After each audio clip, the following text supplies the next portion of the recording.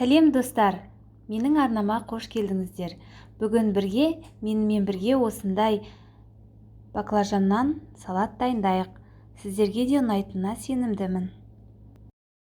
Ең алдымен баклажанды осындай етіп турап аламыз, бетін жауып, тұзды суға 15-20 минутқа салып қоямыз. Туралған укроп қажет, тәтті бұрышты осындай етіп турап аламыз. Одан кейін міне мынандай ащы бұрыштың 1/4 бөлігін ұсақтап тураймыз, чеснокты турап дайындап қоямыз.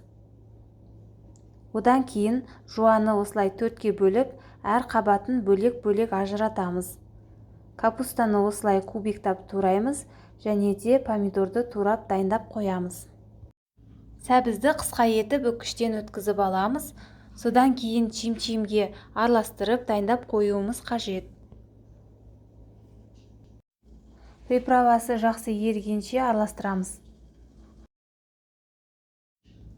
Табаға майды қыздырып, баклажандарды салып, екі жағында аунатып, қызарғанша қуырып аламыз.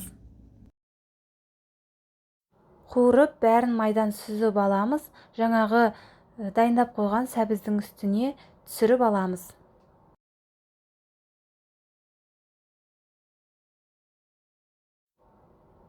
Осы қалған майға жуаны да қуырып салып аламыз. Егер май аз қалса, кішкене тамызуға болады.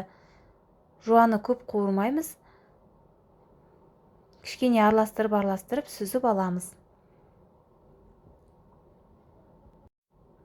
Дәл осылай капустаны да салып қуырып аламыз. Капустаны да көп ұстамаймыз. Помидорды салып қоюға болады. Помидорды қуырмаймыз. Капустаны міне көп қуырмадым. Тез-тез араластырып сүзіп аламыз. Ащы бұрыш пен чеснокты салып, капустамен бірге түсіріп аламыз. Қазанды оттан өшіреміз, барлығын ыдысқа салып, үстіне укроп пен болгар бұрышын қосып, салатты бір келкі болғанша араластырамыз. Жаңағы сәбіздің соусы сіңіп, салат өте дәмді болады.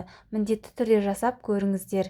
Ас болсын, менімен бірге болғандарыңызға көп-көп рахмет.